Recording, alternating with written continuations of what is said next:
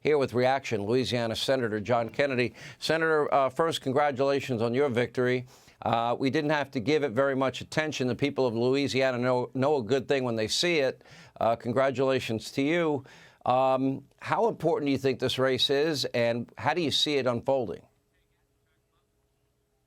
Well, a neutral observer might point out, Sean, that President Obama came into Georgia for Ms. Stacey Abrams in her gubernatorial bid, and it didn't seem to help her very much. But if I were running Senator Warnock's campaign, I would certainly bring in President Obama before I'd bring in President Biden. As I've told you before, I don't hate anyone, but at this juncture, the Biden administration, I think, is best known for its world-class vacuity. According to the polls, most Americans wouldn't trust President Biden to salt the fries at McDonald's. Now, as to Georgia, in a 50-50 Senate, which we'll have if Mr. Walker is elected, it will be much easier to beat back the berserk wing of the Democratic Party. But it's not just about votes in the Senate. It's also about values in America, in my opinion. Herschel Walker understands that vetting people at the border is not racist. It's prudent. Herschel Walker understands that the criminals are not the good guys. They're the bad guys. Herschel Walker understands that we need to have an election day, not an election month.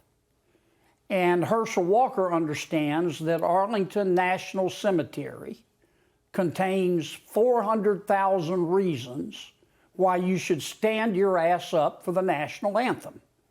And that's really what this election is all about.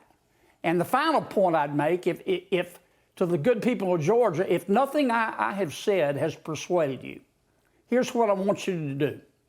Before you go to the polls, go grocery shopping, fill up your gas tank, and pay your electric bill, and then ask yourself how you ought to vote.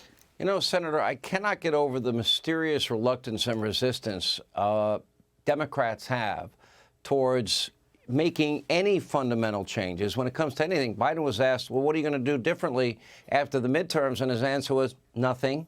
Okay, so now we're going to have, what, 45% increases in areas in the country to heat their homes this winter. Gas prices now beginning their rapid climb once again. He's not tapping into the strategic petroleum reserves. We're back to what? We're going to give MBS a free pass for the killing of Jamal Khashoggi and give them immunity. Does that sound like a good idea to you? Sounds like Joe's trying to still suck up to OPEC and the Saudis and OPEC Plus for the lifeblood of our economy when we have plenty of energy right here at home.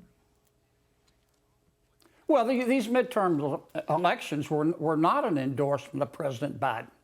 These elections were an endorsement of divided government. That's what the American people want. The polls about the red wave were simply wrong. I'm not sure, for a variety of reasons, that the American people can be polled right now.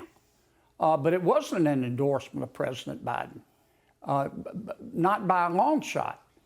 It was an endorsement of divided government. And I'm going to keep getting up every day and fighting for what I think are the values and how to solve the problems that most Americans, moms and dads, worry about when they lie down to sleep at night and can't. I hope that President Biden will work with us, but I've seen no indication that he will.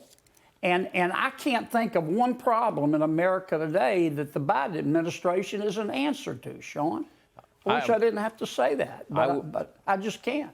No, I can't think of it either. And you know who's suffering? The poor, the middle class, people on fixed incomes.